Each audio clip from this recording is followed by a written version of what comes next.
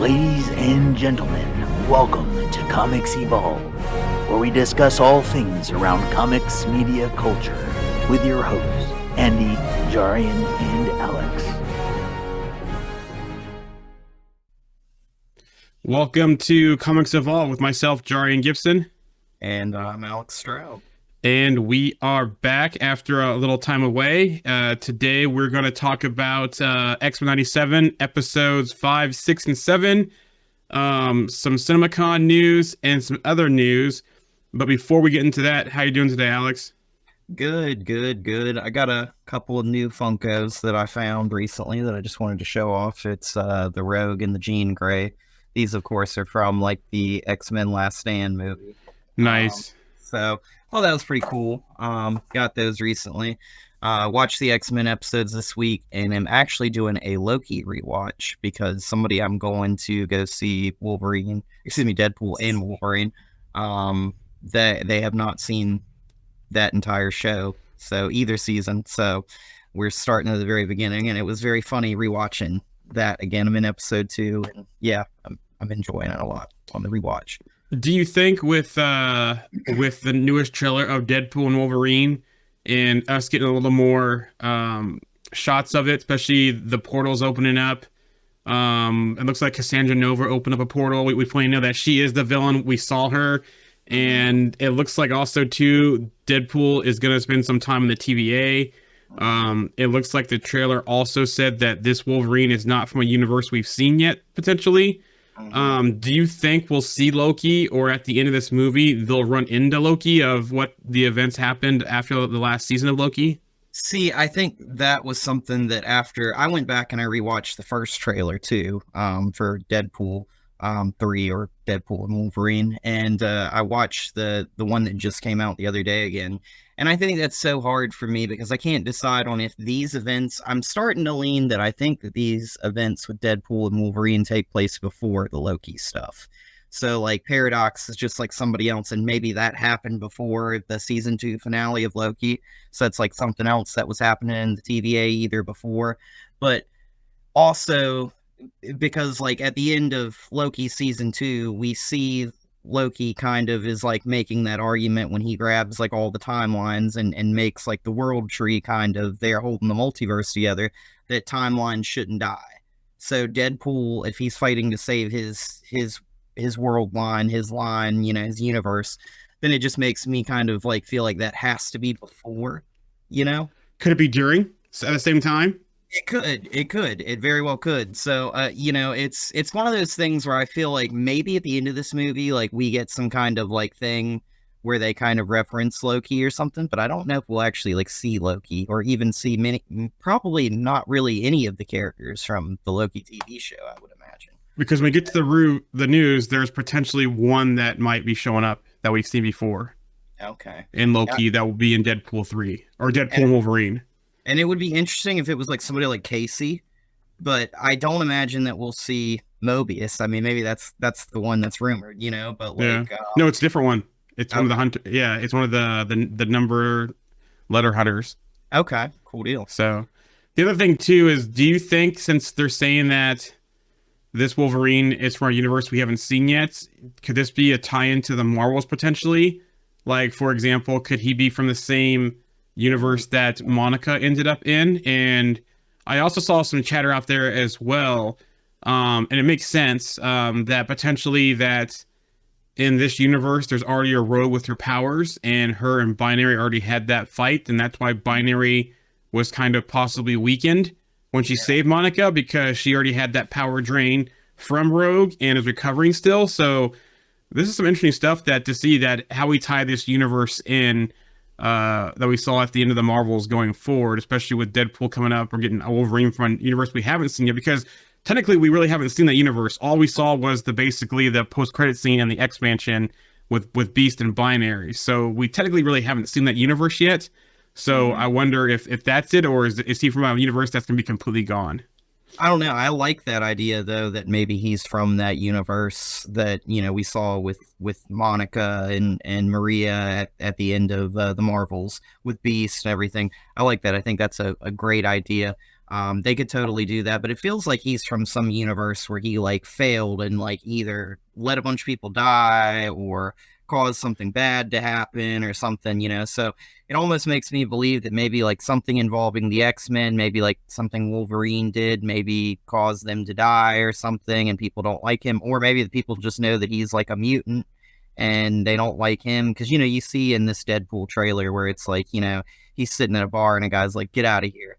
You're not Like, welcome. Yeah. you're not welcome here. So it's like he's like, just give me one more drink, So I'm not sure, but it makes me believe that whatever universe, like he's either failed or he's just like hated for doing something, like he maybe killed somebody that he shouldn't have killed or something like that. And there's that one shot too. It looks like all those graves are there, possibly where he's Mm-hmm. down on the ground. That possibly the event. And I'm not now when I say this, I'm not saying it's the same universe as Logan, but it could be a parallel universe to Logan. Because remember, it was teased that he did something in Logan that took out the other X-Men.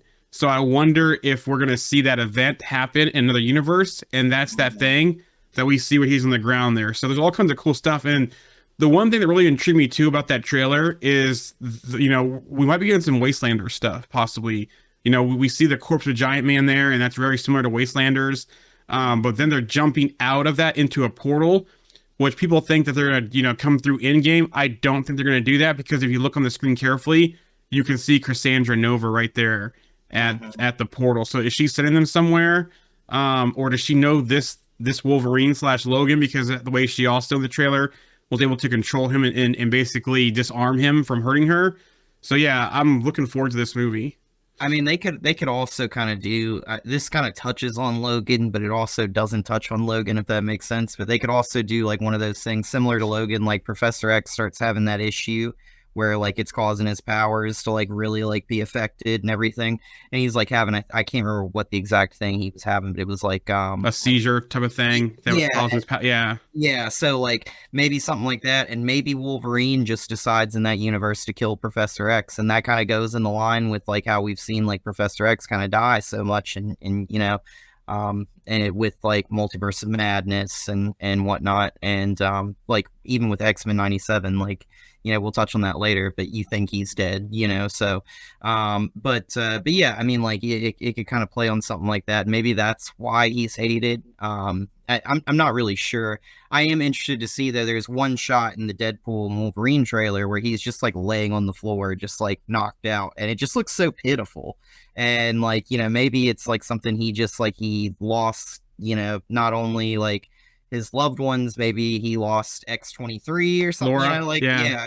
like it could be something like that, because like I know they've been rumored to maybe have her in this movie, and if they do something like that, maybe like she's shot with like an adamantium bullet or something, like what happened to him in that other movie. So, and he thinks she's dead or something, so. I also wonder too that if we're getting some trailer trickery as well, because at one point he goes, I can't help you, ma'am," before he looks at Wolverine, and that could either lead to, I'm sorry, Deadpool, a female Deadpool variant possibly, or it's trailer trickery, and that could be Laura or someone else, or the one lady from Logan that was basically Laura's mother from the hospital, from the lab that got her out. I wonder if we're having some intermingling with some of the events of Logan. And like, again, I'm not saying this ties to Logan. I'm just saying maybe we get some events or things that kind of bring it over to this movie. Yeah, some similar occurrences. Yeah, exactly. Yeah, and I think in this movie, like kind of going a little bit deeper into the Deadpool and Wolverine thing, I think we're going to see probably Deadpool probably gets into the multiverse, probably hits a few different timelines, probably meets like Patch, probably meets like, other Wolverine variants. I almost feel like we have to have more than just like a couple. And he's probably going to run into some other Deadpools that way by accident that maybe are in like close proximity to, Wolverine for whatever reason. So like, I feel like that's how we get dog pools. It's going to be one of those things where it's like Deadpool's going to pop into like the animal universe, or like all the Marvel characters are animals, and be like, "Oh, look, there's me as a dog," and then pick it up and then just go, like, so, I think it's going to be one of those types of situations, but I think that whatever they're doing with this Wolverine, they're making it apparent that this is like one that's done something different, and I think it would be cool if they tied it to maybe Cassandra Nova. Yeah, and they could be from the same universe potentially.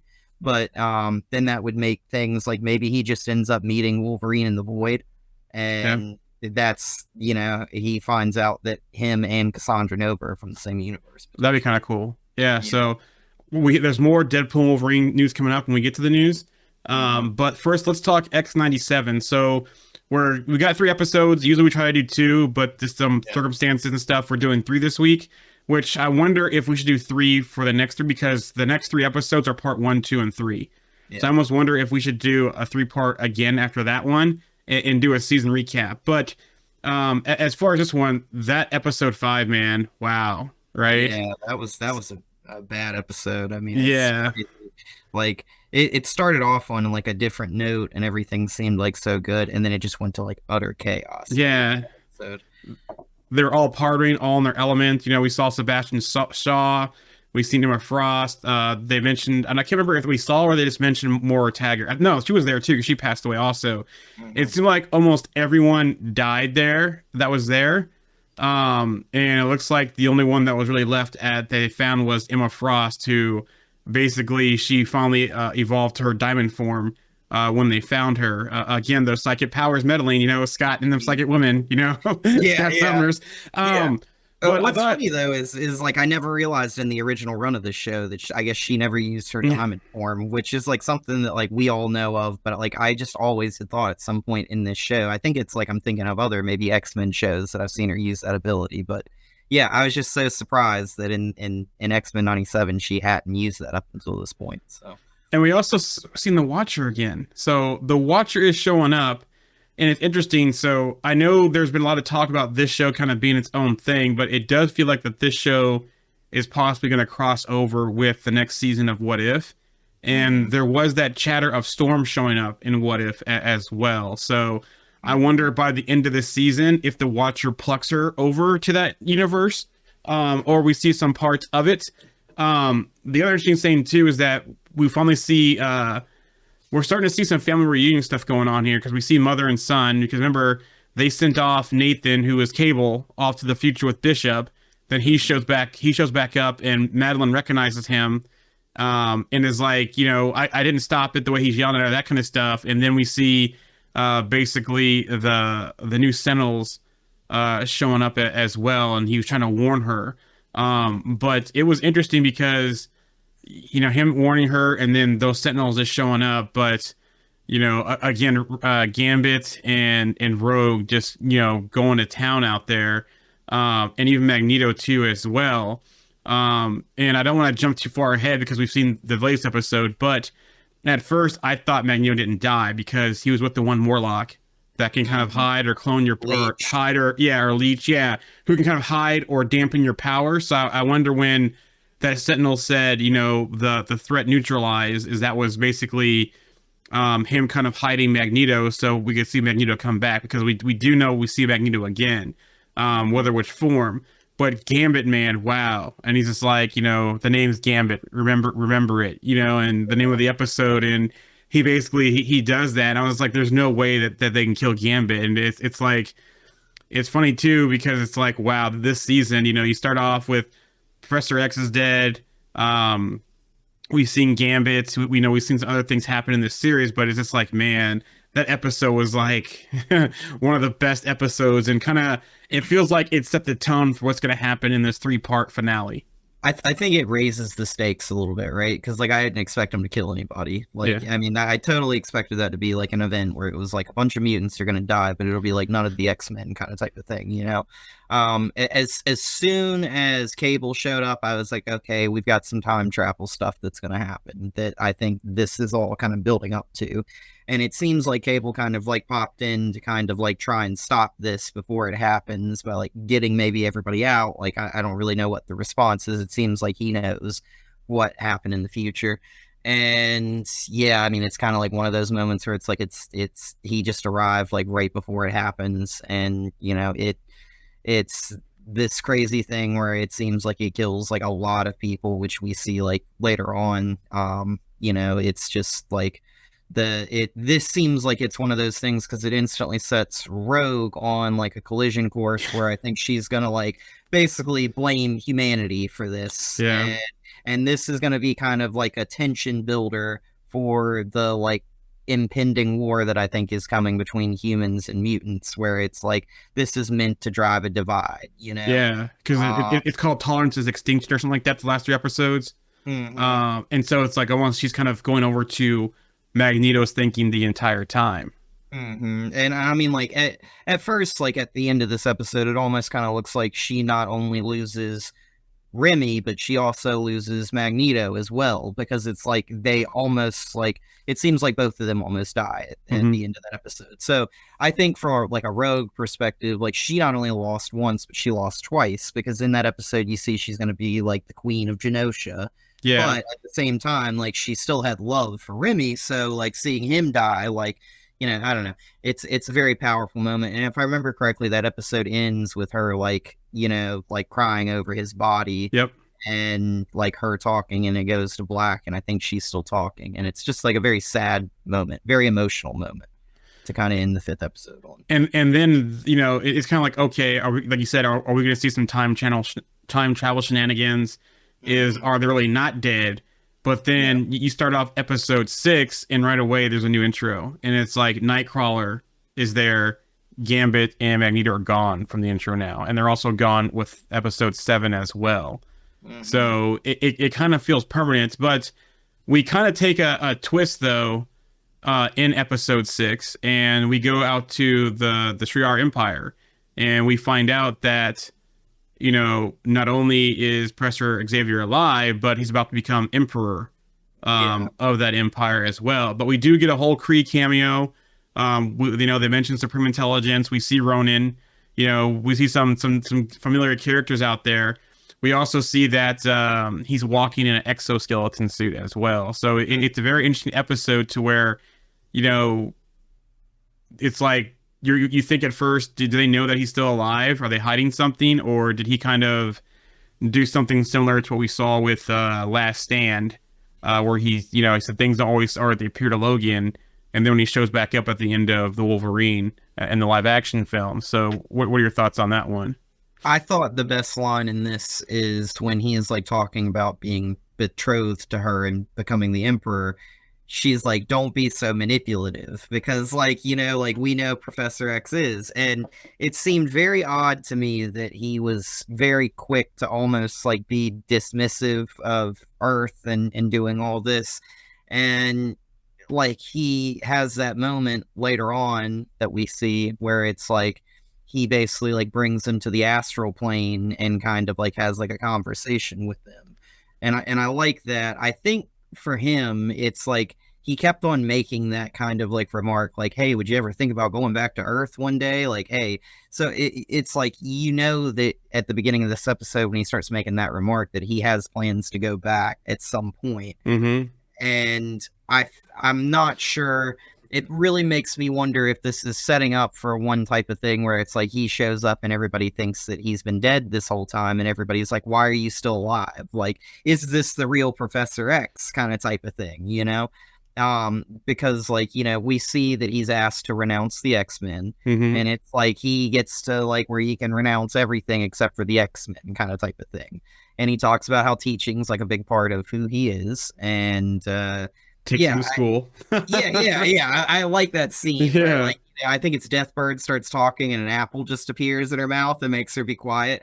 And, you know, you kind of have that moment with him where I think like he's like trying to like show that like he can kind of be their emperor and be like a good emperor and be honest and not be partial to like Earth. And at the same time, he sees Gambit like appear in front of him. And I think that's like him realizing Gambit's dead. Yeah, it was basically zombie Gambit appeared in front of him. And I think that's like him like instantly being like, okay, I'm going back to Earth now. And I think that's like kind of telling. I think in the next few episodes, we end up with Professor X back on Earth. And to be honest, I'm a little bit shocked about where they kind of went with his character right now. And I love the astral plane stuff, but I'm really curious to see how they kind of plug him in towards the end of this. Yeah. Back up on Earth. Because at first I thought there was another filler episode at first. I was like, okay, what's going on here? It's like, okay, he's alive. He's out in space. He's a part of the Shi'ar Empire, that kind of stuff. I'm like, where are we going with this? But yeah, I wonder when and how he's going to show up, and if any of the Shi'ar Empire is going to show up with him at all. And it's just weird. It's like how did like they get off with him still alive without any of the X-Men knowing? And that's what I'm just like curious about. But wait a minute though. When we get to episode 7, this conversation can change a little bit. Yeah, that's true. Yeah, so let's hold as we get there. The other part of episode 6 is Storm's got her powers back, and that relationship between her and Forge is growing.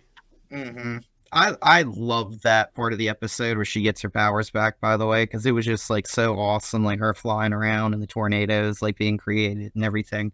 And her fighting that demon was like kind of like her fighting her own like problems. Inner demon, yeah. Yeah, exactly. So it's kind of like a physical manifestation in the show for like her like internal dilemmas and problems that she has, like the internal struggles she has.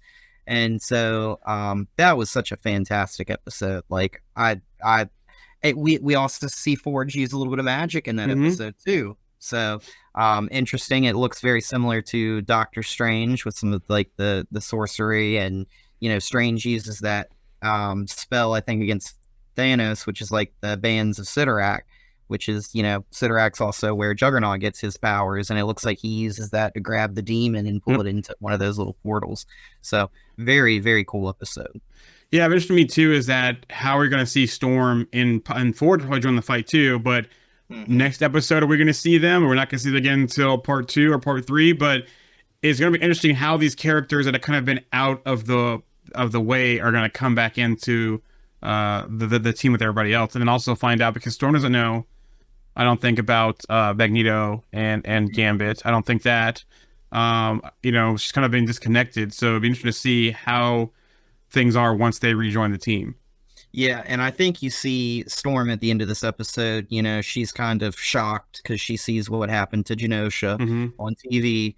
And I think she was kind of like in that moment. I think that comes literally right after the line where Forge is like, yeah, so what's next? Like we run away to like a little island somewhere and we like spend some time. And she's like, yeah, you know, that's not a bad idea. And then she like looks and sees that on the TV. And that's kind of one of those moments where it's like, well, it's time to get back to work kind of type of thing. So like, I imagine she's like, now that she's like reactualized and seen like herself as Storm again, like, and kind of got her powers to kind of spark. And she's like kind of, you know, grown back into herself where she was before she lost her powers. I think she'll probably head to Genosha or something like that, you know, probably assist in those efforts somehow. It was kind of funny that Professor Xavier mentions that honeymoon thing about going off to a beach and that kind of thing. And then we see it again with Storm and Forge at the end of the episode too as well. So it's kind of interesting how that dialogue between two different completely disconnected things right now are talking the same thing. So yeah. So let's lead into episode 7, which brings us something interesting. So basically Rogue is on a rampage. She's like, you know what? I'm going to find out what's going on. Y'all killed my man plus another man I was close with.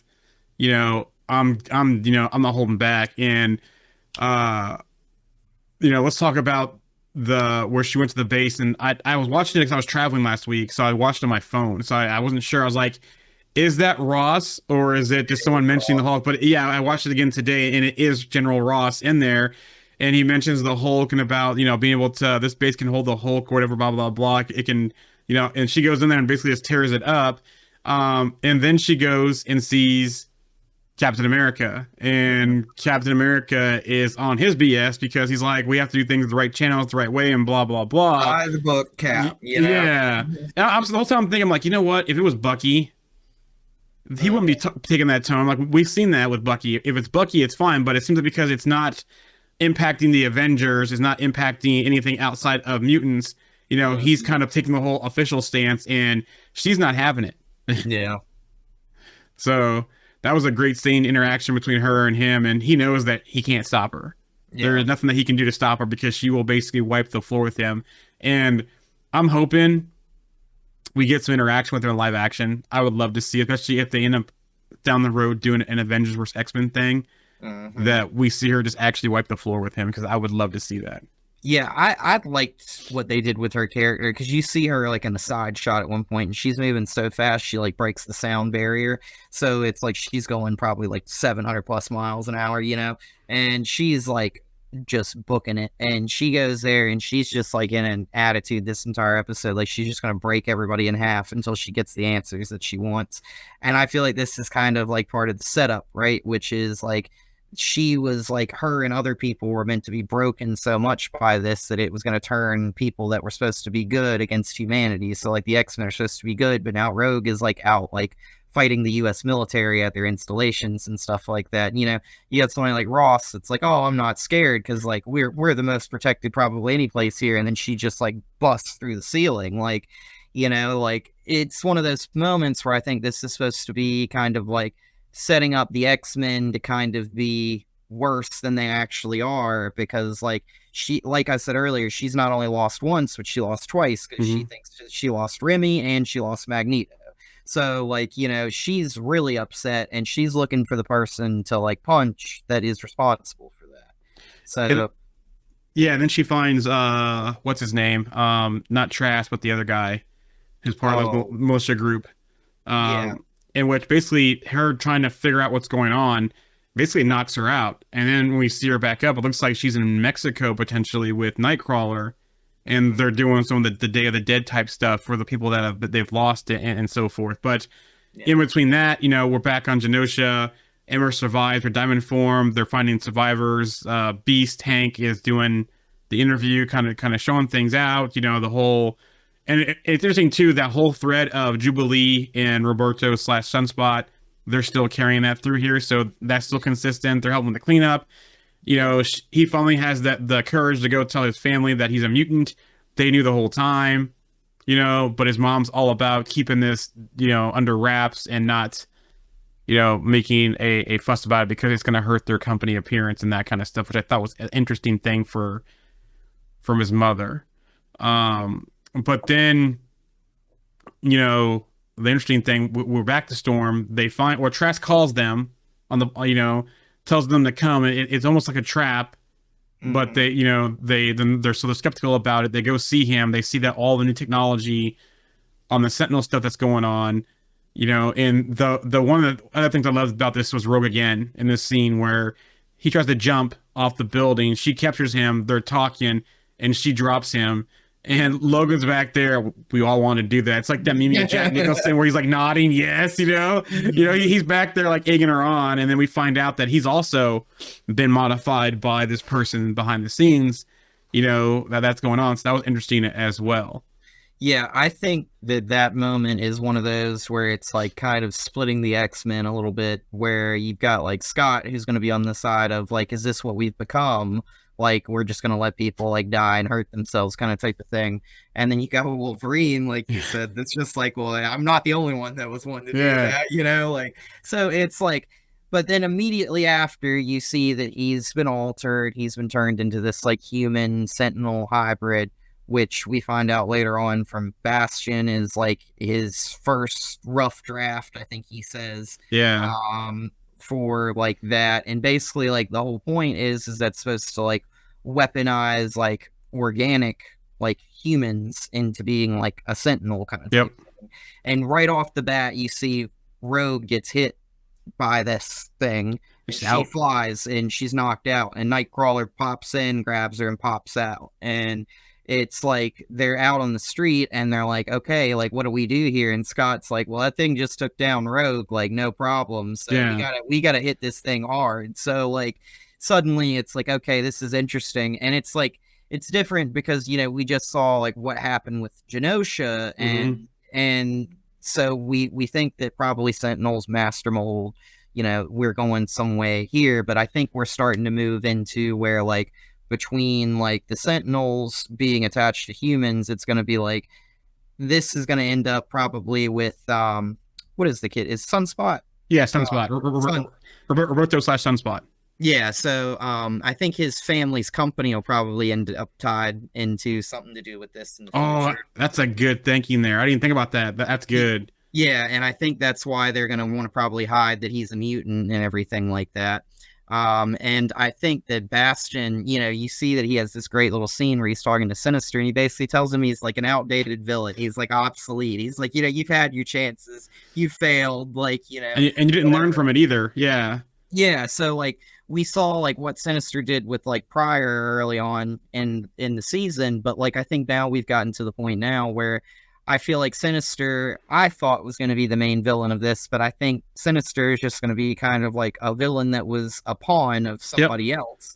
And this is going to end up being like something where like Cable is coming back trying to prevent what's his name, Sebastian, from doing, and so his name's Bastion, I think is what they cut it down to eventually. But I think what they're going to end up doing is he's got like an evil plan with like Sentinels, where he's going to create like a war between humanity and the mutants, and it's going to basically like Genosha was like the first strike, if you will, and it's going to cause mutants to kind of like want to rise up, and it's going to cause like tensions to rise between both sides, and then it'll be one of those moments where like Cable is trying to prevent all this from happening, and I think that's why we got Cable in that earlier episode. That's where it feels like we're going. Yeah, but also too, kind of a couple things you said, but backing up a little bit, is that how the X-Men could be split as far as what to do and how to handle this, and it's funny because they actually acknowledge that Kurt and Rogue are siblings in this episode. And Kurt was like, what are we doing? What are you doing? He looks like on the side where he doesn't want to cause loss of life. He just wants to stop the bad guy. So there was that piece also. But then also too, where was I going with this? I loved your thought on Roberto / Sunspot and his family being possibly tied to this. The other thing too, once again, it seems like Sinister is somebody else's pawn. Because in the original series, he was Apocalypse's pawn for a little bit. Now he's Bastion's pawn in this one. So that's interesting. But we also got the family reunion, so with Cable showing up and Jean recognizing him. And he's, the whole dad-son thing. It's like, okay, enough with the family reunion. And he's like, the only way you can put him down is these devices. And then we kind of go off and where we see the whole thing with Sinister and Bastion. But then we find out Magneto's alive. So, and he's pretty scruffy too. So it makes you wonder if the one we've seen all season so far, if he was a clone. Because he was sitting there with the collar on, he was scruffy, he was shaving him. Also, too, Theo James, that we didn't know who he was. Everyone thought he was going to be Captain America. He's the voice of Bastion. Yep. So you remember me saying that I thought that he might be a clone a couple weeks ago. And like, I think after watching this episode, or I guess one of the earlier episodes where we think Magneto dies, I was like, it'd be interesting if like just another clone was just like pumped out there, and like, it's like, oh, Magneto is alive and it's just another clone. And it's like, they keep thinking maybe Magneto like puts himself in these situations and always pulls himself out, but it's just like, oh, we just put in another clone or something. But I feel like this one's probably the same clone if it's not, because it seems like he's been sitting there for a while. So, it like you said, Bastion goes in, he starts shaving him and everything like that. You see, he's got like a mutant collar on to take his abilities away. So, he like makes a remark that as long as he doesn't like jump or move or anything while he's shaving him, like it'll be relatively painless for him. And I feel like this is kind of one of those things where it's like, right back to that mutant / human war that this is kind of setting up, where he's going to create tensions on both sides. Yep, exactly. Unleash them against each other, So, it makes you wonder too, are there any other clones we don't know about of any other mutants out there? Yeah. Like, I wonder if we're going to see any of that. And I also wonder too, again, I mentioned before, we found out Madeline Pryor and Jean and all that kind of stuff, where I thought that whole time where Sinister was doing his bidding for Apocalypse, that's when Jean became cloned. That same time, Magneto was also working as well, and I wonder if Sinister was able to get enough DNA or something off Magneto to clone him also.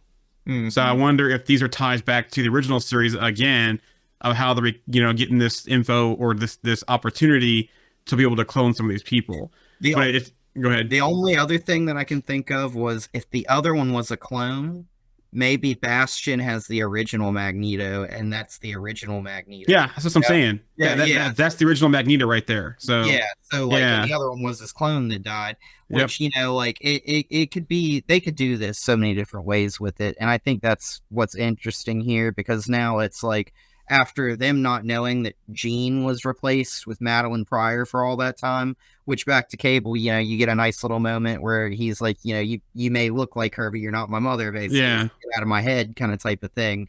Because like, it's for him, he remembers, like, he can tell the difference between their like psychic links and stuff. And I think this is going to be one of those things where eventually we're going to have Professor X come back to Earth, and he's going to be able to tell which Magneto is maybe the real Magneto, yeah, isn't, if we get a clone Magneto. yeah. He'll be able to identify that you're not the original Magneto, kind of type of thing. And back to your saying that that Bastion is playing both sides to rise tensions. It's like the Magneto we've seen all season being a clone makes sense, because him coming back, him basically surrendering to the UN, him having the trial, the executioner shooting that shot that basically took Storm's powers for a while. Yeah. Magneto kind of losing his cool for a little bit. It seems like this all could be part of Bastion's plan, and it almost feels like that, like he's been the clone that we've seen the whole season. The real one has been sitting in that chair. It's also interesting too that he tells him to listen and obey, and that's kind of the end of it. But also too, that conversation between Bastion and Sinister is also interesting because he goes, the X-Men have been telling a big lie. So it almost seems like the X-Men, or at least some of them, know that Professor X is still alive, but is not on Earth. Which is where, like I said earlier, it makes you question, like, how did the Shi'ar get his body? And if it almost sets up like the X-Men had to know that they maybe took him or something. Or at least Jean and Scott knew. Yeah. Or Scott knew. Or at least Scott knew. Yeah, Scott and Madeline Pryor. Yeah. They were switched out. And that could have been one of those things, which, he talks about, like, oh, Bastion's, like, well, I think he said a satellite or something picked up on that. Yeah. So that's like how he knows, which means that most likely somebody's communicating that to Earth. Well, that's a good point. So I would assume there's somebody on the receiving end of that. And, maybe it was Scott, maybe it was somebody else. Maybe it was Forge. Maybe it's Forge. Yeah, maybe it's Forge, maybe it's Magneto, so I think it's one of those things where it's like, you could have, you have a moment where Professor X says, when they're wanting him to renounce everything, that he wants to remember his friend Magnus, talking about Magneto. Yep. So, like, I feel like that is one of those things where, like, he's going to come back, and there's going to be a moment where between the two of them, one of them is going to realize that they're not the same person that they used to remember, and that's going to, like, trigger something, But yeah, this is like setting up to me to where, like, I think we're trying to prevent like a doomsday type thing, and Cable's trying to come back and prevent that. And I feel like we'll probably get Cable again in another episode. I think we'll probably see Cable probably the rest of the season in appearance. So so it does feel like we're going to the comic book storylines of Zero Tolerance and or possibly Onslaught, because Zero Tolerance Onslaught comic book storyline. It's interesting too because Bo DeMaio has pretty been active on social media. And just today he said, I can't tell you which comics to read because I don't want to give away any of the story that's coming up. But he also said, interesting too, after episode 7, he said the table is set, now ready for 8, 9, and 10 with a grimacing face emoji. So that's very interesting to see where these next 3 episodes go and how things go down and who's going to be involved. I wonder also too if we're going to get a Spider-Man appearance. We've already seen Daily Planet, in episodes in the papers and that kind of stuff. And Spider-Man was on the original. Oh, Daily Bugle, yeah, sorry, Daily Bugle. And we also seen that Spider-Man was in the original series as well. So I wonder if we're going to get Spider-Man at all. If we're going to see any other Avengers show up possibly as this goes down. I did not expect to see Captain America. Yeah. I was very surprised to see that. So, I mean, if Captain America wasn't already in this, like, I don't think we would, but we've already seen that. So yeah, it's like, okay, I think anything's possible, at least right now in this season. But I think kind of moving forward, I think kind of, looking at what we've got here, the Operation Zero Tolerance thing, like, this seems very similar to that storyline. The only difference that I think probably is, I think it's like with the onslaught stuff. Like I think Professor X is like in prison or secluded somewhere or something like that. So it's like him kind of being with the Shi'ar Empire is kind of like that, I guess, Isolating, kinda yeah. yeah. So it's kind of similar to that respect. But like, yeah, I mean, it feels like Bastion is kind of going to be one of those villains, if you will, that it's going to have a very similar thing where it's like, hey, the next evolution of Sentinels isn't just big machines. It's going to be like human hybrid Sentinels. Yep. And he's making these like prime Sentinels that are going to be like, better developed. And at the end of, that episode where he's talking to Sinister, he's basically like, I got a lot of like tactical data out of this that I can use for the future and stuff like that. So yeah, it almost feels like it's going to be the Sentinels that we saw like in Days of Futures Past that were in the future when they had to send Logan back to help stop that with Trask and that kind of stuff. It almost seems like we're going to get those type of Sentinels that can adapt. Yeah. So interesting too. So yeah, looking forward to how this ends in the next 3 episodes. And, it's, I'll have some news about, actually, we'll actually go into the news now, and I'll start with the X-97 news. I think it's going to be a crazy 3-part finale. Yep. It's setting up to be pretty crazy. And I think this kind of like I'm really interested to see, they're planning on doing another season after this, right? Yep. I have some news in here for that. Okay, good deal. So it looks like a couple things here for X-97. There will be an assembled episode, The Making of X-97. It will release May 22nd. Also, too, the scene with Storm, where she's flying up into space in the sun, that flight scene was inspired by Man of Steel.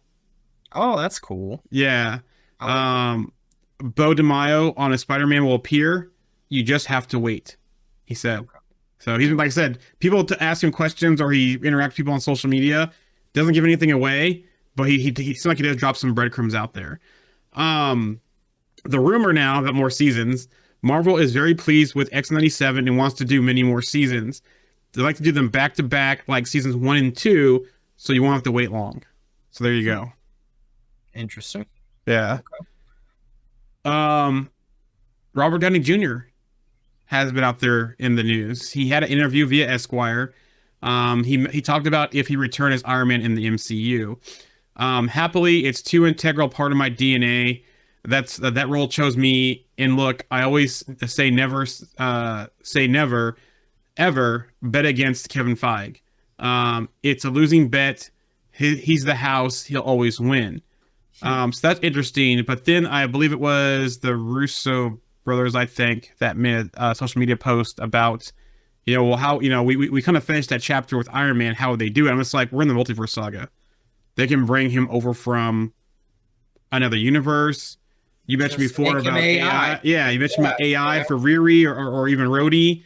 There's ways they can do it without diminishing what we saw at the end of Endgame. Yeah, and the beautiful thing about AI is he can just record those lines in a hotel room or at his house or something, and then they can just use that, and you don't even have to physically have him there. Yeah, they've already shown the hologram that he had for his eulogy for himself at the end of Endgame. Yep. So, yep. Gwyneth Paltrow also mentioned some things about the filming with them. Basically, she said she stopped learning her Iron Man lines because Robert Downey Jr. would stop or would just throw out the script. There would be this process of director Jon Favreau and Robert and I going into John's trailer in the morning and Robert being like, I'm not effing saying these lines and throwing them out. And then live improving either in the trailer or on the set. I think in order for something to feel alive for Robert, it has to feel fresh, and he makes it fresh by making it feel like it was just invented. So many of those famous lines were written 10 minutes before we said them. Mm-hmm. So, hey, he's pretty good on the fly. Yeah. I mean, they originally said that he was supposed to say something different at the end of Endgame, right? Instead of I am Iron Man. Yeah. And, I think that's an iconic way for him to go out is to I am Iron Man. Exactly. It's a great way to end his story and his entire arc in the MCU. So, we've seen that kind of stuff change with him, and he seems like the kind of person that he would rather just kind of play it by ear. Yeah, go with the flow. I mean, he's Iron Man's character of is typically that guy that just throws random stuff out. So I'm sure calling Rocket stuff like Build-A-Bear and stuff, I have a very strong feeling that that's probably RDJ mixing that in there, So Fantastic Four news. There's a rumor going around that it is set in another universe, and it has one that is yet to be explored in the MCU. Which this makes sense with some of the graphics that we've seen, official ones, that looks like it's some futuristic type stuff. So it does make sense that it could be another universe. Kevin Feige also confirms the Fantastic Four will be totally shot in IMAX. This is from CinemaCon. Via Daniel RPK, an actor is reportedly close to signing on the role for Galactus, with an official announcement being imminent. So it looks like we'll figure out who Galactus will be for Fantastic Four. Interesting. Deadpool and Wolverine. I don't know if Famke Janssen is just playing coy with this, but via Screen Geek says she isn't returning as Jean Grey in Deadpool 3 in that interview. So I don't know if she's playing coy, the whole Marvel thing, or we get flashbacks maybe where they don't have to have her back, but just show flashbacks. So yeah. They could totally use like some Wolverine moments or something, where it's like he remembers something like in a previous movie that like is like, oh, that was on the same timeline until this changed and it split. So it's like he has some of the same memories, but like, different outcome kind of thing. Yeah. They really wanted to.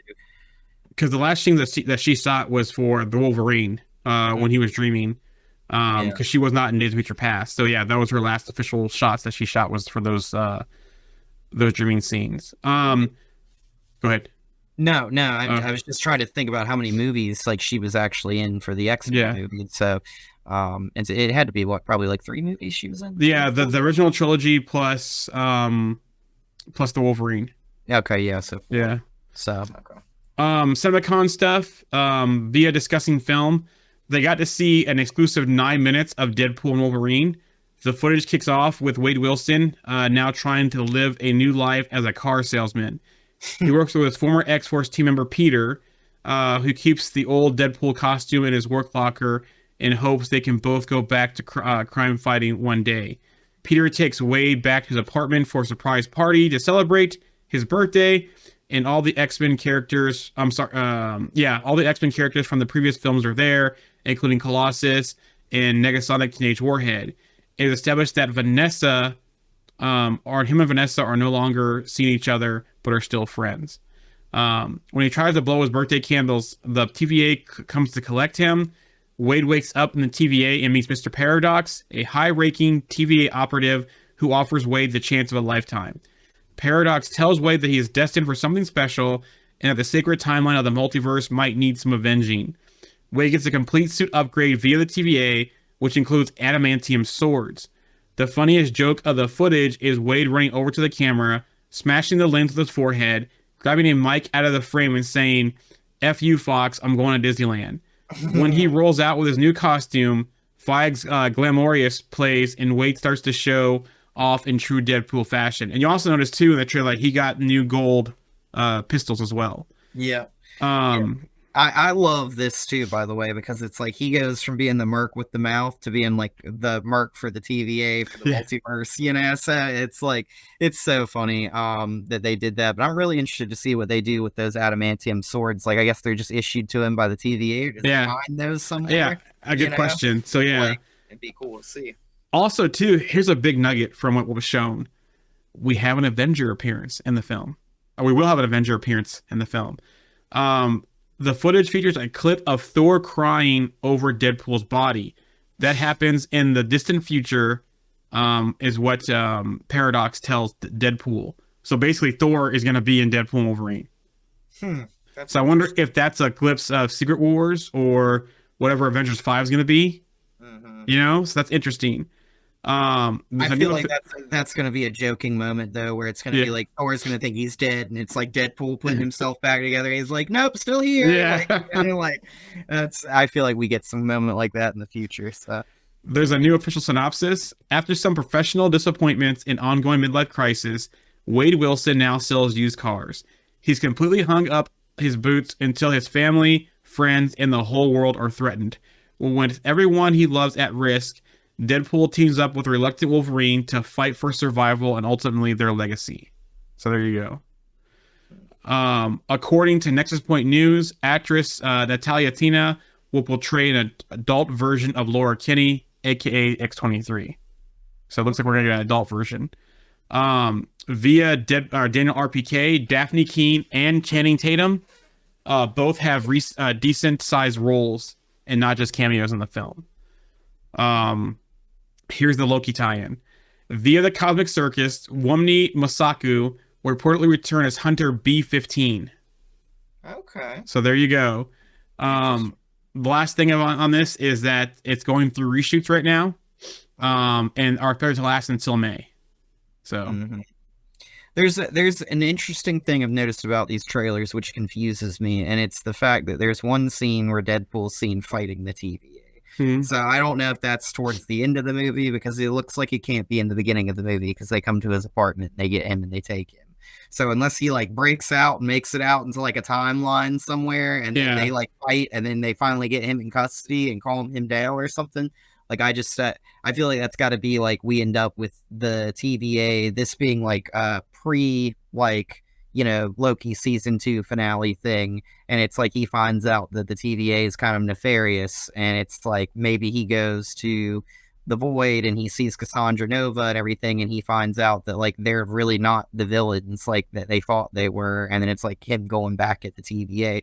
So it's almost like one of those moments where it's like whatever's happening in Deadpool happened kind of alongside Loki at the same time, you know? So, I wonder if we see Hunter B-15 at the end, when it kind of ties back into where Loki is at the end of the season, possibly. But so. I'm so excited for this movie. This movie looks like it's going to be great. It's I honestly hate to say it like this, but I don't want any more trailers until this movie comes out, because it's like, you know, I think these trailers have been great, but like I like that they're kind of keeping a lot of stuff under wraps. It doesn't really seem like we know too much about what's going on. We've kind of got some hints that we think are happening. But yeah, you know, like it. I will say this, that one moment with the sling ring makes me feel like, you know, it would be funny, and I've seen people discuss this online and stuff, but it would be so funny if they ended up like having a cameo, or they pop out like in Avengers Endgame or something like that and fight there. But I feel or it's Ned messing with the sling ring and No Way Home. Yeah, that would be funny. One of those like Celine Dion like Beat It Spider-Man movies where they like make Deadpool Spider-Man. Like, yeah, that'd be really, really funny. And I feel like that whole thing with the sling ring is, I feel like that's probably Cassandra Nova doing that. She's right there in the background. You can see her if you look really closely in that trailer spot. And we've seen Ned use a sling ring in No Way Home, so it wouldn't be hard, let alone a telepath who can read somebody's mind, to figure out how to use one. So, like, if the Void just, like, popped out, you know, or, excuse me, she popped into the Void and then Eliath popped out, maybe she, like, picked it up from him eating somebody, or it was there or something, you know, you never know. But I actually feel like her in this movie, I feel like what probably keeps her safe is maybe she's got some kind of, like, mental thing that she can use against, like, as a telepath, against Eliath, and maybe that's why, like, controlling Eliath, or maybe keeping it away, like hiding herself and other people, and maybe that's why, like, all the mutants there kind of collecting around her is because, like, she can provide them safety, kind of type of thing. So maybe like Deadpool goes in there with Wolverine to try and like eliminate her for the TVA, because they can't get close enough to her, and they're afraid of Eliath. And only mutants can, Yeah, because she could stick Eliath on him in essence, maybe. And so they send Deadpool and Wolverine because they're like, oh, who cares if they die, kind of type of thing, you know? Like, and not only that, but like Deadpool's crazy. So like it's hard for a telepath to read on him. So it would be really cool. But I almost feel like, and this is so strange, but I feel like she can't be the main villain of this. I feel like we're going to end up with there being some other villain that we just either haven't seen yet, or that's the TVA, you know? So... Brave New World, some more CinemaCon description via discussing film. They got to see the very first footage from Captain America Brave New World. The clip that was shown follows Sam Wilson meeting Thunderbolt Ross, who is now president, at the White House. Ross is asked to meet with Wilson so he can reunite the Avengers with the new Captain America at the forefront. He's looking to unite forces, but he might have some ulterior motives unknown to everyone else.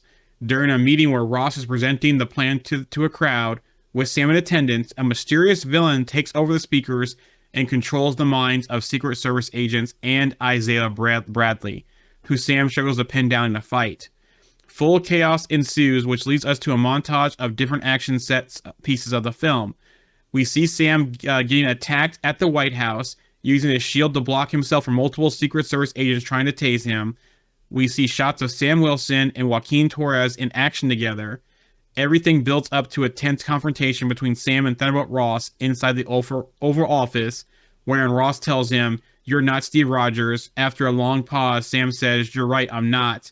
Finally, we see Sam suit up in the new Captain America suit, which is more silver and blue than blue and white. There's also a funny moment where Sam makes a comment to Ross saying, "You look different," and it makes a thing about his mustache. So they're kind of acknowledging that it's a different Ross. Also, from what Feige says on the stage, it is relatively grounded action thriller. But he also showed during the panel, Feige showed the new logo for Thunderbolts, which includes an asterisk. He also says, "We won't tell you any more about that until the film comes out." So it almost sounds like it's going to be Thunderbolts in a mission, or I'm sorry. I skipped ahead. I'm sorry. Back to Captain America, Brave New World. So there's the footage there. They have the joke between Ross and Sam. It almost sounds like that mind control could be the leader doing something. So I skipped the Thunderbolts news, so we'll back up. And any thoughts on Brave New World? No, I mean, like, I feel like we're going to get a little bit more of this theme that, like, Sam is not really the super soldier that Captain America was, because he's not a super soldier, right? So I think that's going to probably, kind of connecting to Thunderbolts, I think that's going to be kind of the thing that kind of carries over to Thunderbolts, is you're going to have Cap take Torres, and he's going to be like Sam Wilson was to Cap. Yeah, his Falcon. Yep. Yeah, exactly. So he's going to be his partner. And, you know, in that, I want to say the Winter Soldier movie, Sam talked about that they often worked in teams of two, using those like glider wings. Yep. And everything. So I think Sam's still going to use those as Captain America, and that's going to be a large part of his fighting style. And Torres is, so it's going to be them kind of like doing very similar to what he did in the military. And I think, you know, this theme is going to kind of continue, that he's maybe not enough until he takes the super soldier serum. I don't know if he'll do it in this movie, or if not at all. I kind of hope that they give Sam the super soldier serum, because I feel like it feels like people are questioning whether he's enough as Captain America, you know? So. I wonder if there's a moment that he's offered it, but he says no, kind of like in Falcon Winter Soldier, where he's like, he's the one to do it. You know, he wants to be himself. I also wonder if possibly they could enhance him through possibly a suit technology, like not full on Iron Man or Rhodey, but something to help, you know, him be more effective like that without taking a serum, or if there's some kind of accident with Gamma and that's how he gets superpowers. And you know, here's the thing. I think that at the end of the Falcon and the Winter Soldier, when Bucky goes and gets that suit for him, it's from Wakanda, right? So it would be like a vibranium suit, I would think. Mm-hmm. So I would think that would probably be like something that could enhance him. Maybe it doesn't make him like super strong, but it makes him stronger to where he's more of a superhuman. Kind of, you know, like it's like, you know, having the suit without the herb for Wakanda, Black Panther. So I think it might have some sort of thing with the vibranium shield. That's awesome, having a vibranium suit. If it is made out of vibranium, maybe he's got vibranium wings, you know, maybe he's a little bit different. But since they changed things up, I'm not sure. Maybe this is working towards, maybe we get an old man Steve at some point that maybe sits down with Sam and is like, you know, you've proven yourself. I have anybody that I think is deserving of the serum. I think it's you, kind of type of thing, kind of similar to how the Doctor did with, you know, Steve Rogers, where he wanted to select him, kind of type of thing. Maybe that's what we get back to, something like that. I'm not sure, but I think this is ultimately going to play into, you know, the Thunderbolts and the whole Century stuff and getting there with the super soldier serum. I wonder if Sam gets hurt pretty bad in this movie, and the only way to save him is either a super soldier serum, or Wakanda steps in and gives him the synthetic herb. Or maybe the suit that he has from Wakanda recognizes that he's hurt and somehow does something to enhance him, but not full enhance him. Yeah, I like that idea, you know, because you would have kind of one of those things that I think it would be a little bit different after seeing John Walker take the serum, which was like he just wanted it because he wasn't enough. Yeah. To fight these people, and you know, he was getting his butt handed to him left and right by everybody he fought.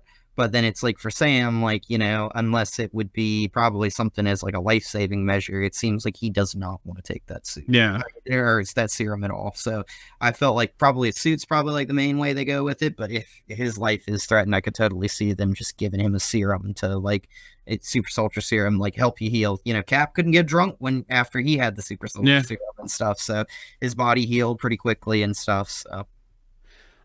So back to Thunderbolts, where I just kind of skipped to it already. So during the panel, Feige shows the new logo for Thunderbolts and the asterisk, and saying we won't tell you any more about the film until it comes out. Which it almost feels like that this could be like a Thunderbolts with a mission after the name. People have speculated that it could be Dark Avengers, which I don't see how this could be Dark Avengers because you really don't have any Avengers in this film. Yeah, you know, Bucky's the most adjacent one. It's like a mix between like the Thunderbolts and the Dark Avengers. I feel like own a little bit, you know, like maybe they think they're doing good and it's like, you know, kind of like they end up doing bad, you know, kind of. So who knows? So that's the only movies they talked about for 2025, which is interesting. Which leads me into there was no talk of Blade, which is supposed to be in 2025. So before we get to the Blade, though, let's talk Spider-Man 4 because this could impact Blade. So Jeff the Insider reported that Spider-Man 4 was targeting a fall 2024 start of production.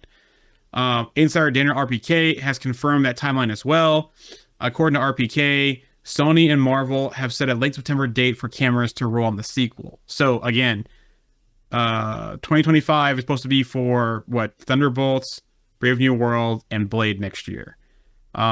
If Spider-Man does shoot this fall, they could have Spider-Man in the spot of Blade next year. So it could be a 2025 release. Production on the 3 previous Spider-Man films have taken 3 to 4 months to complete. If the same timeline is followed, that means principal photography will be complete by the end of January 2025, which means the film could be in theaters before the end of 2025. Again, Blade release date, because Blade was not mentioned at all during CinemaCon. Each of the last 3 Spider-Man films roughly hit 8 months after they wrapped principal photography. Sony has an untitled Marvel movie set for June 27th, 2025. But even by Sony's timelines standards, 3 months in post-production. So June 27th seems like it could be quick for this film. So I can see things moved around. What brings me to this point right here. Again, there was no mention of Blade during the CinemaCon stuff for 2025 slate. Could Spider-Man 4 be November 7th, 2025, which is the release date of Blade?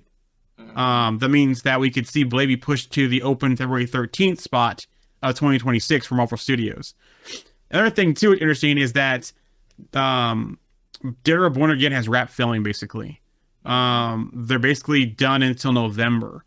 I remember we had the rumors of a street-level Civil War, you know, so potentially with Daredevil wrapped until November, and if Spider-Man started in September, we could get appearances in Spider-Man 4 by Fisk and Daredevil and others a part of that project as well. Mm-hmm. It seems like a weird coincidence that Spider-Man 4 is going to start in September, but Daredevil Born Again is on hiatus until November. So that's kind of interesting timing there. Go ahead before I continue. I was just going to say, I feel like on the Daredevil thing with Spider-Man, that would be great to have him, you know, kind of in something with him. Because then we get to see Spider-Man, who made the universe forget who he was, that he was Peter Parker, maybe be recognized by, like, you know, Daredevil, where he's like, oh, look at that. Like, I don't really seem to remember it for some reason, but I remember I helped a Peter Parker and his heartbeat the same as yours. Yeah, some kind of like identifying, yeah. Yeah, you know, like, or your reflexes were just as fast as Spider-Man's when the brick came through the window and I caught it, you know, something like that. So it could be anything like that. But like, yeah, I kind of really look forward to that. And of course, like, I think we would all like to see Spider-Man and Daredevil fight. Team up. Yeah. You know? So that would be awesome. Via Dinner RPK, John Francis Daly and Jonathan Goldstein are among the pool of talent considered to direct Spider-Man 4. Having earned writing credits for Spider-Man Homecoming, Dungeons & Dragons, Honor Among Thieves, and they also directed, and they're involved in The Flash. Justin Lin, though, and Drew Goddard, who were once rumored to be in the pool of directors of the film, are no longer in the mix. Okay. Also, Sam Raimi will no longer be directing Spider-Man 4. So, So which brings us to the Blade news. Blade, via Dinner RPK, Blade is reportedly set now to take place in present day. Mia Goth is still attached to play the villain. She's playing Lilith. The film will also tie into a Midnight Suns project. Via the Jeff Snyder, the film will reportedly begin filming this summer in Mexico. Interesting. So yeah. So it looks like we're present day now, which means that no reason they can't bring Dane in the movie. The Black Knight, after what we saw in the post-credit scene of the Eternals, Dane Whitman. So no reason we can't do that. We're gonna have Lilith as the villain. I still think, you know, with the whole Blade showing up in Eternals and Lilith and that kind of stuff, that the Ebony Braid was the Vampire Fang version, not the true version from the comics. Yeah, I mean, like, I feel like this movie is gonna have to center around like vampires, right? Like probably or zombies or something like, yeah. You know, being like an offshoot of Lilith, like in the past, you know, like she led to the creation of vamps or something, you know, and like you said, making the sword the vampire version of it versus just, you know, the other version. I think that kind of ties it to, and another reason why he would show up in Eternals and be like, "Hey, Mr. Whitman, are you ready to use that thing?" You know. Yeah. So he knows what it can do. So yeah, and I mean, like, it's kind of like also bringing in another character into the supernatural side of the MCU, which I think after seeing, you know, Arishem, him going and grabbing the sword is probably like, what is he doing? You know, like, I remember being like, what is he doing after seeing that in the theaters? But I think at the same time, it's like he knows that like the Black Knight is basically like unstoppable. I mean, he's pretty powerful when he holds that sword. So like, you know, it's like he's basically like almost invincible and he's got like all these crazy powers. So it's kind of like, you know, maybe his first thought was, I'm gonna go get this sword, and then maybe like it's magical, it's gonna help me figure out what's going on, you know. yeah. Thing. So that could kind of just push him into the whole Blade stuff. I hope they do something with that. It's interesting that it's in the modern times. I like the idea of them making it like in the past. I think that and then catching up, yeah, and making it like if they did that with like a trilogy where it was like this happened in like, you know, late 1800s, then 1940s, then, you know, all the way back, like you could have like references to like Cap in the 40s or the 50s or something, you know, like you just in a Blade movie, like, and it'd just be like a casual kind of type of thing. But yeah, it'll be interesting to see what they do with this movie. So a couple things too. I wonder if we do see Dane Whitman in this movie, since it potentially could be the Vampire Fang. At first, he's possibly controlled by Lilith, and him and Blade have to fight. And before breaking that mind control on him, and him fully taking control of the sword and teaming up with Blade to kind of finish the movie out. I also wonder too, since they talk about Midnight Suns possibly being tied to this, that if in a post-credit scene that we get Man-Thing, or we get Elsa Bloodstone, or we get Werewolf by Night potentially crossover, or do we finally get a tease of the Ghost Rider? Yeah. And the other thing I want to add to that too is like, you know, the sword gives you like a bloodlust, right? Like when you hold it, that ties right to vampires and everything. So like, you know, kind of mixing in with a vampire kind of story, I feel like is where we'll probably start with the first Blade movie. And then it'll probably turn into maybe like he's trying to go after Lilith as like, you know, kind of like the mother of all monsters kind of type of deal.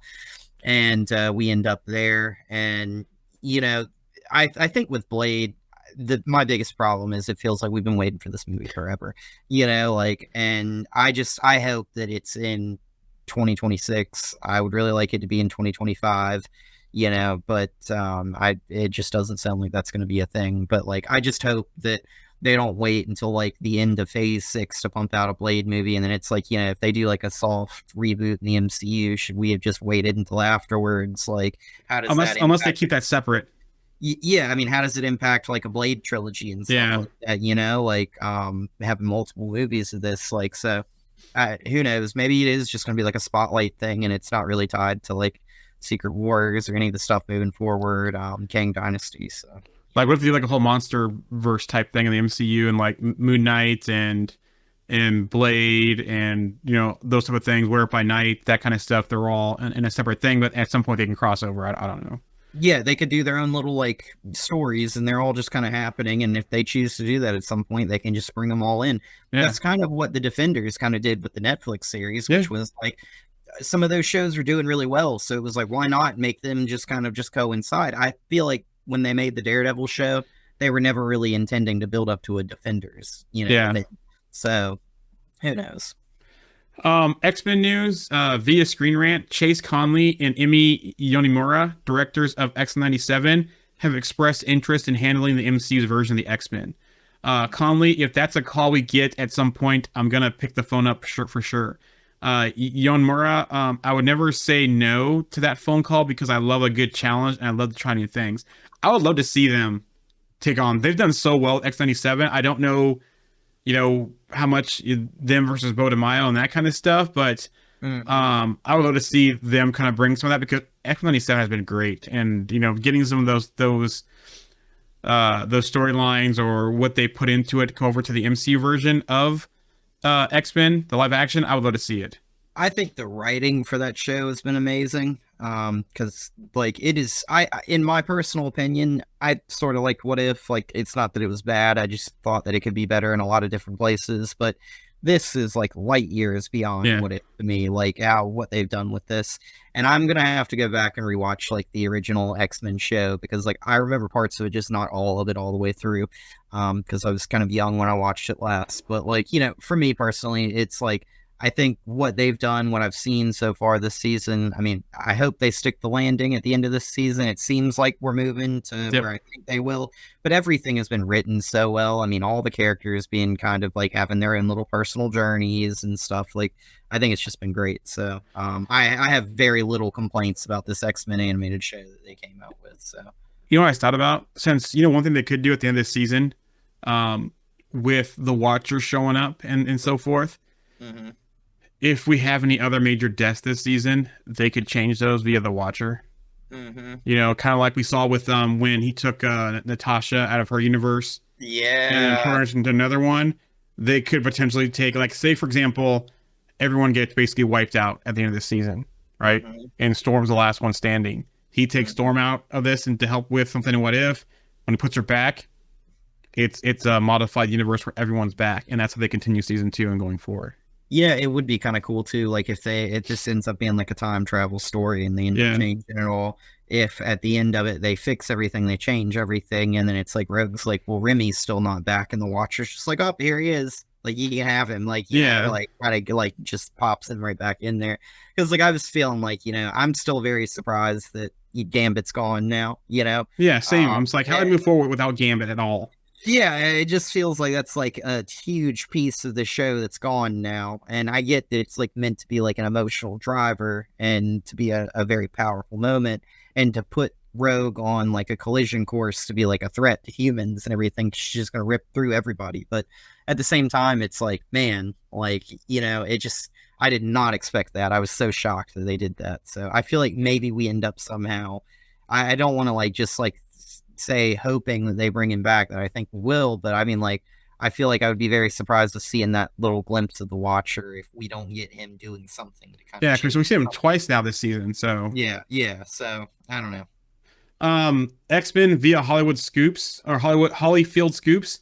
The film will release right after Avengers 5 and take place in an alternate universe that we've last seen in the Marvels, Earth 267. I don't think I've ever heard it called Earth 267 yet. Some Avengers and X-Men are united as a team in this universe. Heroes in this reality also came into contact with King before. Professor X and Binary are going to be the main focus of this universe, with her Bengals being a key factor throughout the film, which makes sense from the Marvels because both Bengals were a key factor in that film as well. Casting for X-Men is expected to be early next year, months before production. Maria/Binary has both quantum bands in that universe, which I verified this because I watched the Marvels again. She does have both bands in that end credit scene. So that's interesting. Also, too, according to Jeff the Insider, Marvel Studios' search for a writer for the Mutants X-Men film is winding down. Snyder reported that the studio is pretty close to nailing down the scribe for the project, and they could finalize a deal in the next few weeks. I don't know what happened between them and Bo DeMaio, but if you can kind of, resolve whatever happened or reconciliate, whatever you want to say, if they could bring him back to either consult or possibly write the film, because, like, again, the writing, like you said, and I agree, on X-97 has been so great. And I understand between animation and live action, there's things that are different you can't do, but still, if they can, however, I don't know what happened. I'm not making excuses for it. I'm just saying, without that information, if somehow they could come back to working together, maybe have them involved. So yeah. Quantumania news. Oh boy. Michael Dudlix did an interview via EW. He wanted Hank Pym to die, which I thought would have been great. I don't know where you go to next unless we're going to see him tied to Fantastic Four somehow, like we've talked about in the past. He said, "I like to have a serious death with always great special effects.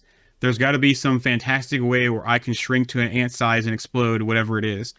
What like I said, I still feel at the end of Ant-Man Quantumania, there was some kind of ruse going on there, right? This is before the whole Jonathan Major stuff. They could still do this to where Wrong timeline or something like that. Well, he ends up in. yeah. Are you talking about like with Kang himself? Or... No, with the whole Scott and the Pym family and that kind of stuff, where what we saw is not really what happened, you know. And for some reason, we get like a whole thing where they just got decimated, and basically it's just Scott, Cassie, and Hope left, you know, and that they're kind of stuck somewhere in a different universe. Or Scott himself is basically, because remember the whole thing with the portal where Hope went through and then came back to help Scott, or Scott gets stranded somewhere else where he doesn't realize that, you know, and so forth. So I don't know.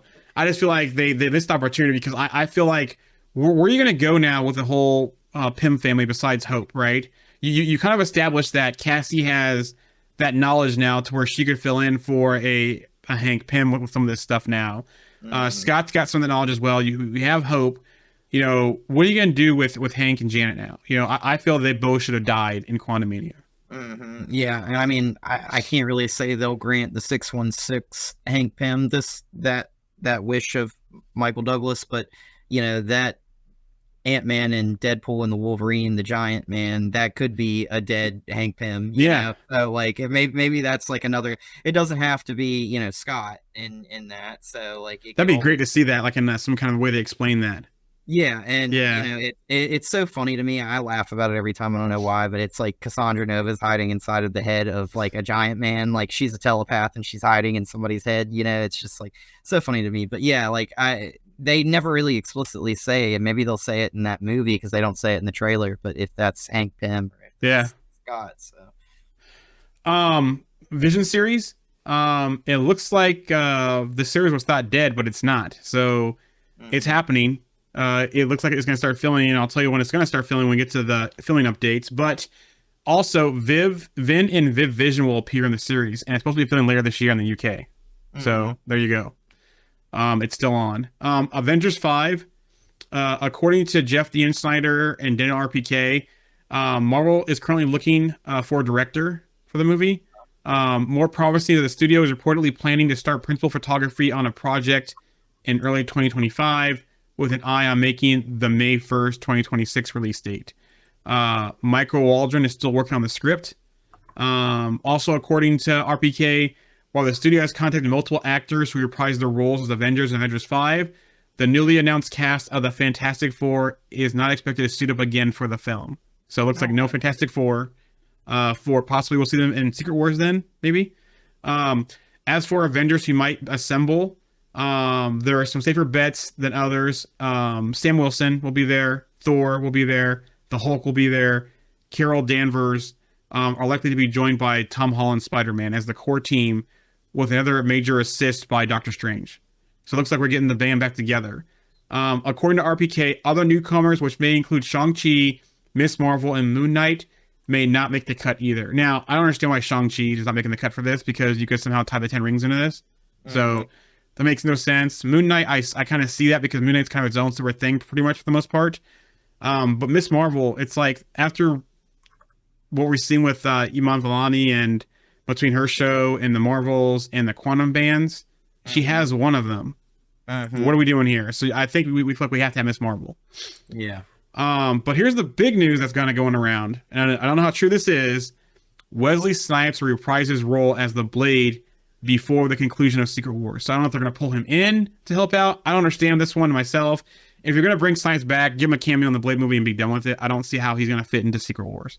Yeah, I've been so confused. I've seen this in a few places, and I'm so confused because I'm like, is this like maybe they haven't been able to get this thing rolling with Ali and that Blade, so they're like, oh, we still want Blade, but we'll just ram in Wesley Snipes, make it like one of those things like we're bringing back Tobey Maguire, and you know, like make it one of those moments where it's like it's also Wesley Snipes, if he returns, will be like one of the people like Wolverine with what's his name, why am I drawing a blank on Hugh Jackman's name? Yeah, okay. But yeah, I was like, what? But like Hugh Jackman will have played Wolverine like the longest of any person playing a superhero. So like it'd be like Blade coming back. Like I don't know when the first Blade movie is, but that's probably about the same amount of time. 90s. It was before. It was before. Blade was before. Yeah, so I mean that kind of puts him in a very similar boat, but like I don't really think they need to do that. If they like ram Wesley Snipes in just to have a Blade, like why not just have Ali just be in it, And if they do that, they've already had him speak in the Eternals movie. Like he wasn't on screen, but he was already just like there talking. Like it wouldn't hurt to just have him be like, you could just have him pop up and then just make his trilogy after if you really wanted to do that, So I don't know. Lisa Singer, she's the one that directed your Friendly Neighborhood Spider-Man animated project. She's returning to Marvel Studios for a new project. I've been dying to talk about this. Feels like a homecoming. I can't share what for at the moment. Ideally, when there's a press, I'll be able to say more. So, also too, Stu Livingston, who directed episodes as well for the same series, animated series, also announced he's returning to Marvel Studios for another project. He says, "Woo, happy to share I'm back at Marvel Studios as an episode director. It feels like there's going to be another animated project we don't know about. Are they bringing back the Spider-Man animated series?" Yeah. What was it called? Freshman year or something like that? Well, it was freshman year, and now it's called your Friendly Neighborhood Spider-Man. But I wonder if they're doing another reboot of a series or another continuation, like Spider-Man, like X97. We're going to get like Spider-Man, was it 98? Yeah. Yeah, if we're going to get a continuation of the Spider-Man animated series as well. That feels like the natural fit, especially with everyone clamoring for more animation. Why not bring back that series? Or, you know what? Earth's Mightiest Heroes, Avengers Assemble, any of those ones that come back. I'm down for any of those. I'd also like them to bring back Spider-Man and His Amazing Friends. Yes. I love that cartoon. Yeah. And that I think actually made me like a big Spider-Man fan when I was growing up. So, just any of those classics. Like, I hope they don't go like overboard and try and bring back like all like the big classic shows, because like I think X-Men 97 is just something that was so beloved originally that like them bringing it back, like they did an excellent job with the show bringing it back. And I think kind of like they've referenced stuff in the show, like Jean talked about remember that time like I sacrificed myself for the Phoenix, or to the sun, whatever, or yada, yada. Even Sinister or Bastion's coming to Sinister, where it's like back in the other series. You kind of make a joke about the old series. You couldn't do it then. Since 1992 or whatever. Yeah. That whole thing. So looks like RMC's with us today. Hey, RMC. We're just getting to the news, but thanks for joining us. So that leads into filming updates. So Thunderbolts is now in Atlanta. Brave New World is May, next month, basically, in Atlanta. Fantastic Four will be August in the UK. Spider-Man 4 is going to be September in the UK. Vision Quest, October in the UK as well. Born Again, Part 2, Season 2, November in New York City. Blade will be late this year in the UK / Mexico. Armor Wars will be starting in next year in the UK. Shang-Chi sequel next year in the UK and possibly Australia. Avengers 5 and 6 will film next year in the UK. So, via theinformation.com, this is a weird one to me. Disney Plus is planning to introduce channels onto a service. They will function the same as old school TV channels with different channels for different engineers like Marvel and Star Wars. I don't understand this. You already have tiles in Disney Plus that does this already. I don't understand what they're doing here, but you got tiles for these things already inside Disney Plus. So I don't know. Kraven the Hunter. I know we're all looking forward to this, but unfortunately it's pushed back.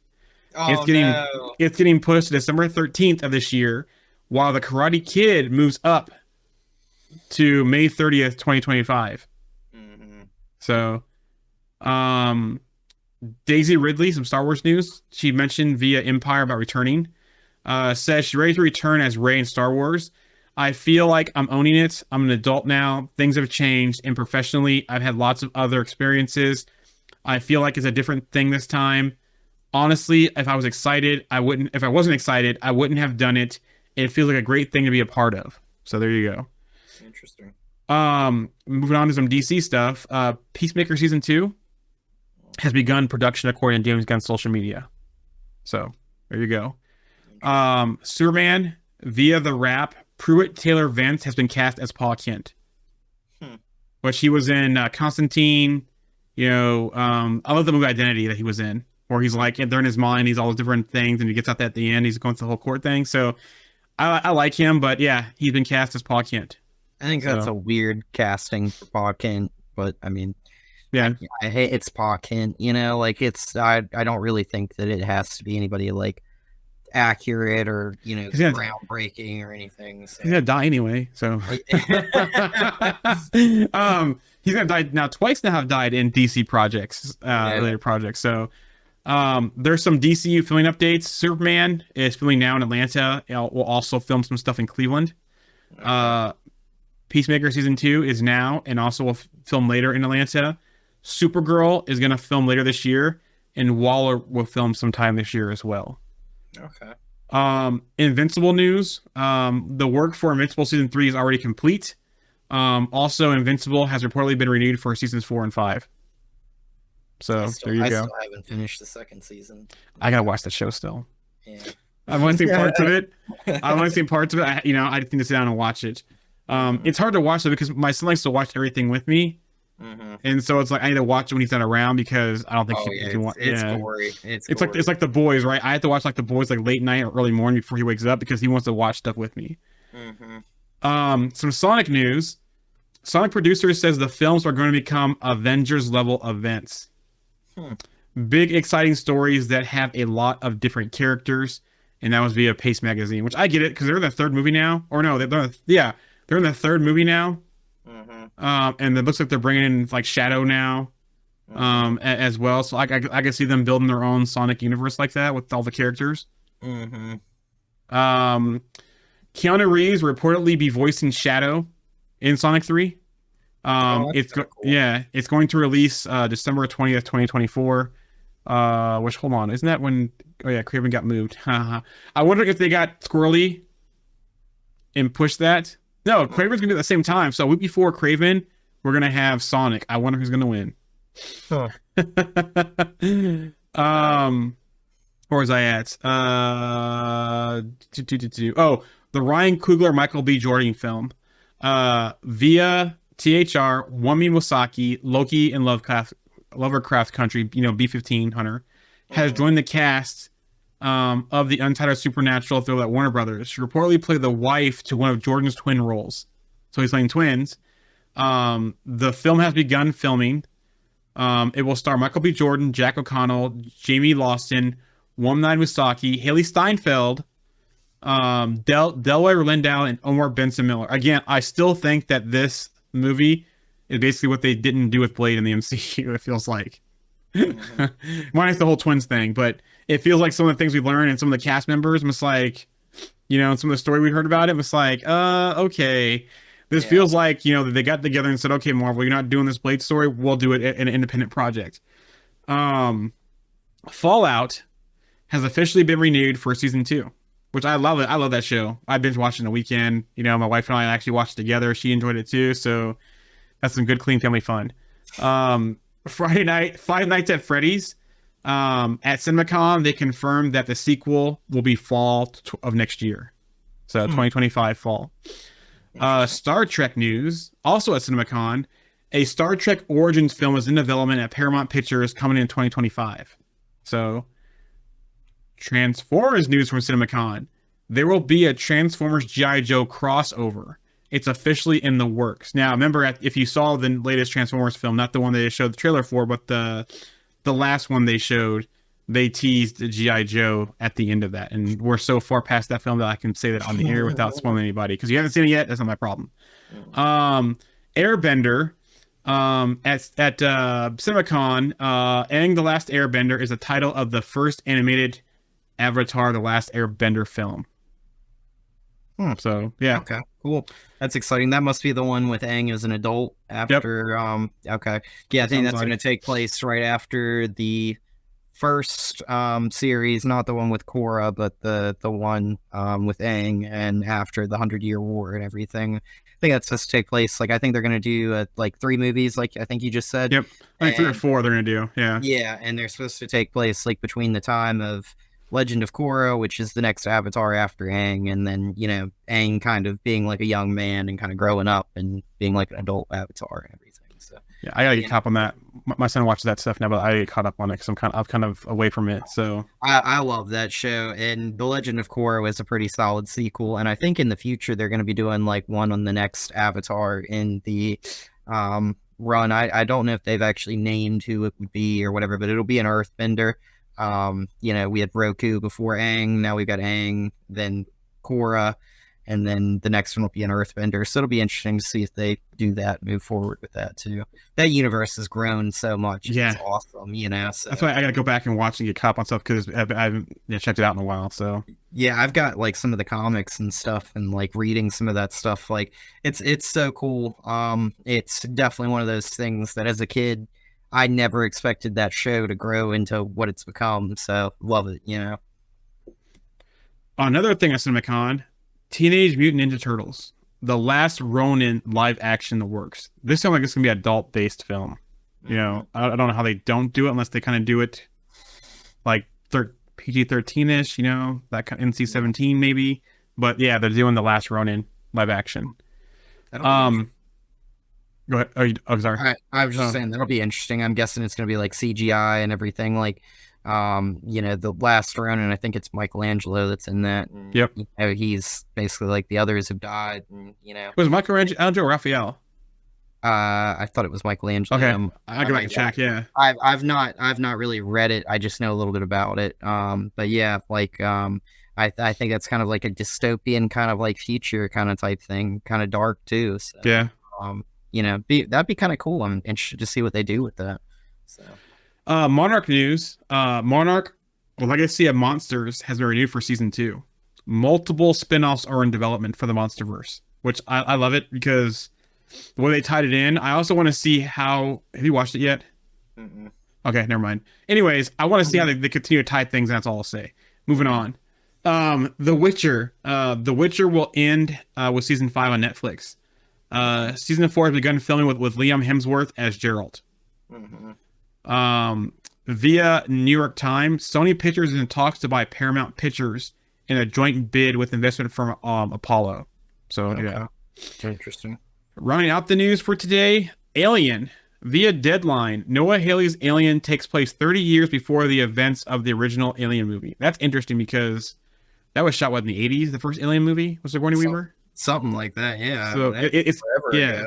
It's always interesting how they kind of do that because how much better technology we have than with filming and CGI and that kind of stuff. So that's going to be interesting. So That's one of those things that I will give Star Wars its credit on, which is like, I think when they were shooting Star Wars like 30, 40 years ago, and some points, like they do a really good job of like with the scenery and stuff and a lot of that to where like you could easily like do very similar stuff today, and a lot of it doesn't have to be complicated or anything like that.